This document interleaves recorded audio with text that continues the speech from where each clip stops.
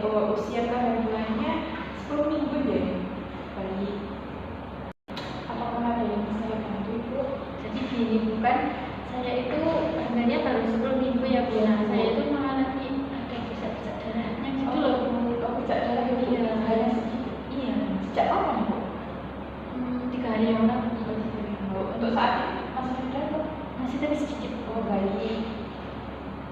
Sebelumnya nanti saya akan memberikan KIP atau komunikasi informasi dan edukasi mengenai perdarahan pada kehamilan, Bu. Nanti prosedurnya itu hanya dulu saja mendengarkan apa yang saya jelaskan sekitar 5-10 menit saja. Apakah bersedia? Sedikit. Baik, jika Ibu bersedia, saya izin untuk menutupi terlebih dahulu ya.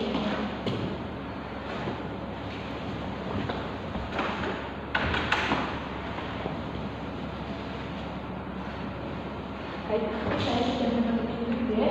Untuk selanjutnya saya ingin bertanya mengenai identitas lengkap Ibu terlebih dahulu. Untuk nama Ibu lengkap Ibu? Usianya berapa, Bu? 25 tahun. 25 tahun. Nama suaminya, Bu? Dimas. Apakah gimana, Bu? Kanaman Bu. Bukan nama. Nomor yang bisa dihubungi, Bu? 8121154199. Baik, tapi keluarga ada pusat darah ya? Baik, langsung saja deh. Apakah Ibu sebelumnya tahu mengenai kehamilan muda itu akan mengalami perdarahan kehamilan, Bu? Belum tahu ya. Jadi nanti saya akan menjelaskan ada beberapa perdarahan yang dialami saat kehamilan. Nah, untuk perdarahan kehamilan sendiri yaitu perdarahan yang dialami saat kehamilan. Jadi kehamilan itu nanti akan mengalami beberapa perdarahan, ada yang normal dan ada yang tidak normal. Nah, untuk penyebab perdarahan kehamilan sendiri itu ada 2 faktor, ada faktor obstetrik dan non-obstetrik. Nah, di sini saya akan menjelaskan beberapa perdarahan kehamilan yang tidak normal, Bu, terutama di kehamilan muda seperti yang Ibu alami ini. Untuk tanda dan gejalanya sendiri yaitu ada perdarahan hebat, misalkan jumlah darah yang keluar sangat banyak atau disertai jaringan-jaringan yang berukuran besar. Nah, untuk selanjutnya mengalami nyeri perut hebat yang tidak tertahankan. Untuk yang selanjutnya yaitu mengalami demam yang tinggi, terus pusing, kemudian sampai pingsan. Terus yang terakhir yaitu adanya keputihan yang abnormal dan berbau, biasanya berwarna hijau atau kuningan. Nah, untuk selanjutnya ada 2 jenis, Bu. Yang pertama ada perdarahan pada kehamilan muda, yang dimana perdarahan terjadi di bawah usia kehamilan 22 minggu. Nah, untuk jenis yang kedua perdarahan antepartum, dimana perdarahan pada trimester akhir kehamilan, yaitu lebih dari 28 minggu. Nah, untuk selanjutnya penyebab perdarahan kehamilan muda itu ada 3, Bu. Ada abortus, kehamilan ektopik, dan juga pola hidratosa.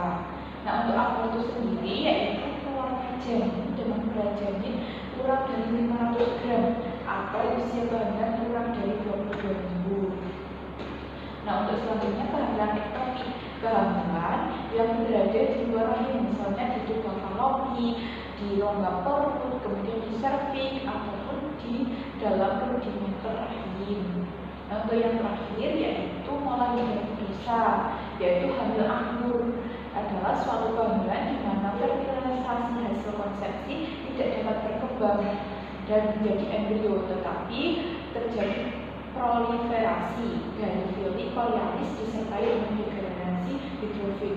Nah, biasanya itu berbentuk seperti anggur yang biasanya hanya berisi cairan, gitu, Bu. Untuk sampai sini apakah Ibu sudah paham? Jika Ibu sudah paham, saya lanjutkan dulu. Untuk yang kedua yaitu ada perdarahan kehamilan lanjut atau kehamilan antepartum sendiri ada 2. Yang pertama ada placenta previa dan solusi placenta. Nah, untuk placenta previa sendiri yaitu placenta yang berimplementasi rendah sehingga menutupi sebagian atau seluruh jalan lahir atau ostium uteri internum. Yang kedua solusi placenta yaitu lepasnya sebagian atau seluruh placenta normal di atas 22 minggu sebelum lahirnya anak. Apakah Ibu sudah paham? Baik, jika Ibu sudah paham, saya jelaskan. Jadi bahayanya perdarahan kehamilan ini itu tadi bagi ibu bisa mengalami shock, hemoragi atau hemodifilomik yang berujung kematian. Nah, untuk efeknya ke janin itu janin bisa mengalami gawat janin dan berujung juga kematian.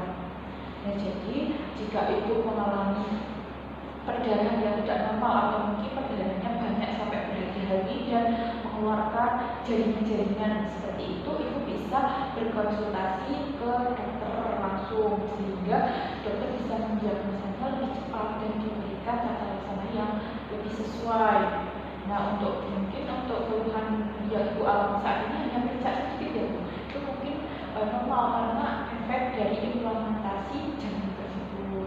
Apakah ibu sudah paham? Sudah Ibu, berarti yang saya alami ini nggak terlalu parah ya Bu, jadi saya nggak perlu konsultasi ke dokter.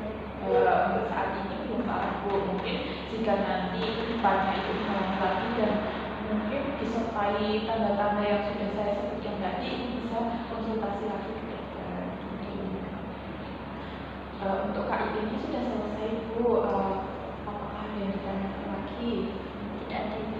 Baik, jika tidak ada yang ditanyakan, saya izin mengevaluasi KIP yang sudah saya lakukan. Tadi kan saya sudah menjelaskan mengenai pengertian, kemudian banyak kemudian jenis dan juga komplikasi yang terjadi. Saya izin bertanya Bu tadi mengenai bahaya perdarahan kehamilan bagi ibu dan janin tadi apa ya? Itu Bu, ibu bisa mengalami shock, kemudian bahkan sampai kematian. Kemudian kalau janinnya itu bisa mengalami kalau janin bahkan juga sampai kematian juga Ibu. Betul sekali ya Bu, jadi perdarahan kehamilan ini sangat berbahaya ya jika dialami oleh ibu hamil yang sangat abnormal seperti itu. Baik Ibu, terima kasih Ibu atas ilmunya. Jadi saya sudah tidak terlalu panik, tidak terlalu takut sekali gitu loh mengenai bercak yang saya alami tadi. Terima kasih Ibu